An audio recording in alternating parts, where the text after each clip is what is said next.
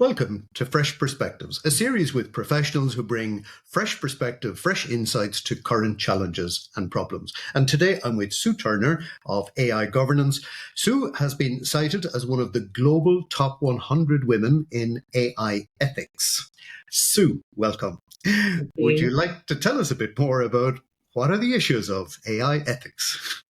Well, these tools and techniques using data and artificial intelligence are getting into all our organizations incredibly fast and quite often without people realizing that's what's happening.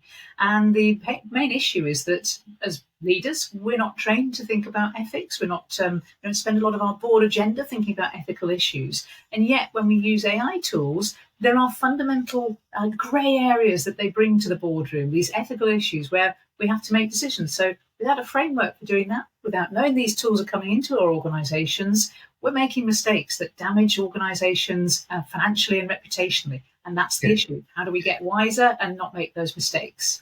Can you give us some examples of those risks or grey areas as you describe them? Yeah, so some famous examples from very well-known brands. So Uber, for example, the taxi company, the driving business, they have automated the process of getting rid of some of their drivers. So a driver simply gets a message on their screen which tells them, you're no longer an Uber driver. And they don't have a way to find out why that decision was made. They don't have a way to appeal against that decision to a human. And someone in Uber has taken that ethical decision that that's a good way of getting their business done. Now, maybe that's the right way of doing things, but you'd have thought actually it'd be far better to be transparent and tell people, you've had so many one-star reviews and therefore we don't want you as a driver, or at least give them a human that they can appeal to. And other decisions have been made in organizations where they have just not been aware that these tools were coming into the organization. So they set up systems that, for example, put negative marks on a person's HR record if they get certain automated feedback through a system, or they don't give customers the service that they want. They put customers directly in touch with chatbots rather than giving them an alternative to talking to a human. So lots of these areas where we need to think through what our alternatives might be and how we're going to use AI with wisdom and integrity, as I always say. Wow. Gosh, great examples. So I know you work a lot with boards, and I know that you're spending a lot of time educating boards at the moment because that's part of your job, I guess. What are the board challenges? So if I'm on a board, if we come up to the end of another year and we're looking at 2024, mind you, we've probably done that by now. But even so, if we're looking at the year ahead, what are some of the AI challenges that we should be looking at? Yeah, so my business, AI Governance, did some research which showed that 58% of boards have got nobody on them who even understands what AI is, let alone has ideas about how to use it.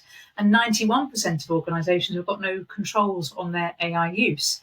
So when I'm called in to work with boards, usually the first thing is, as you said, the education piece. What is this stuff? What can it do? And we've heard all the hype since January 2022 about generative AI and these tools like ChatGPT that we can suddenly use. They're very accessible. So lots of people think they understand what that is, but when I actually start delving with them and probing, we find they're fundamentally misunderstanding what those tools are.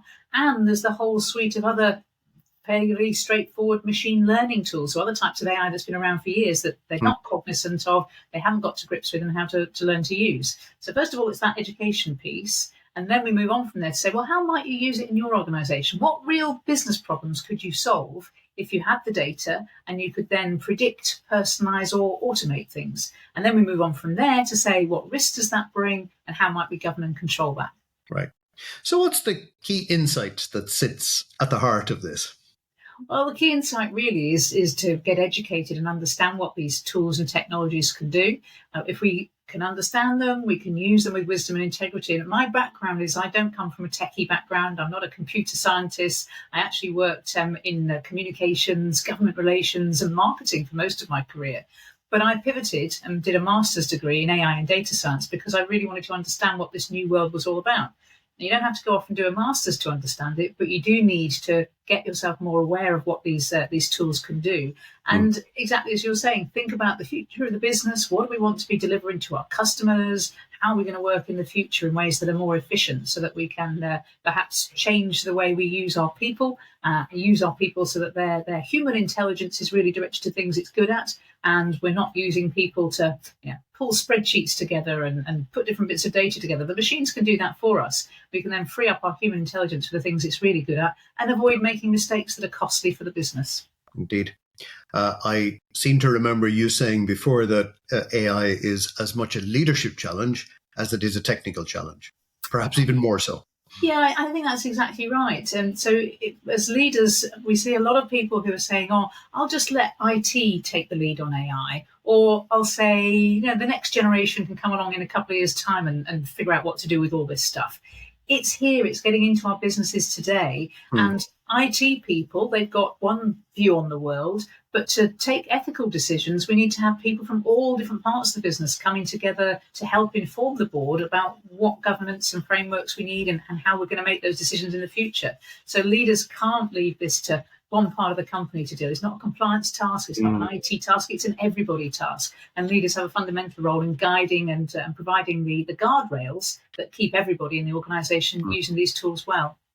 So summing up, the board cannot just delegate it. It cannot just kick it forward into a future year or for a future generation or for the next person to deal with. What are the other common pitfalls that you see organizations falling into? I think one of the most common ones is not actually thinking through what do we want to achieve as a business? How can these tools help us? Sometimes that's because they don't have the data that's needed to do what it is they want AI to do. And other times companies are just simply thinking of, well, wouldn't it be great if we could, for example, one company said, wouldn't it be great if we could interview people using AI technology in that first round of job interviews and find what behaviors they have? Yeah. And they did it, and it worked. They were able to surface the behaviours that people had as underlying behaviours. But this didn't work for the business because fundamentally when they recruit for skills, not behaviours. So it didn't actually solve a business problem for them. And the job candidates hated it. 60% of them didn't go through this optional online process. And that, of course, damages the reputation of the business with people saying, I don't want to work for a company that recruits like that. Wow. Great examples. I would just like to assure anyone that's watching, this is a human that's doing the interviewing. It's not AI. And the proof is that I've got a cold. The bot wouldn't. Yeah.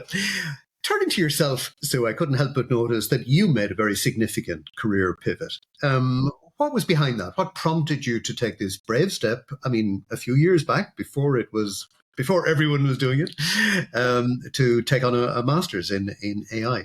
What was the backstory? Well, as a leader in lots of different organisations, I was chair of one organisation, and non-executive director in another, chief executive in another. And I was just really frustrated that in all the different organisations, we generate data in silos. And then we keep it in silos. And as a leader, you know how it is. You just have this gut feel. If only you could read across the silos, you'd be able to find insights that would really help you take the organisation forward. So I'd heard about artificial intelligence, and particularly one type of AI called natural language processing, which is amazing at finding insights hidden in text and words. And I wanted to use that in the organisation where I was chief executive. But long story short, nobody could tell me how to do it.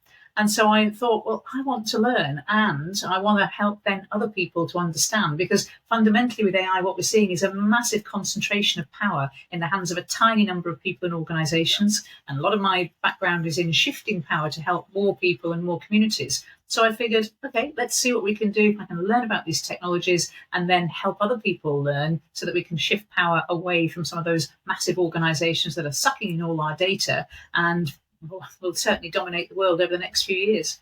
Wow. Well, you certainly have an eye to the future. So thanks very much for joining me today on Fresh Perspectives. Thank you.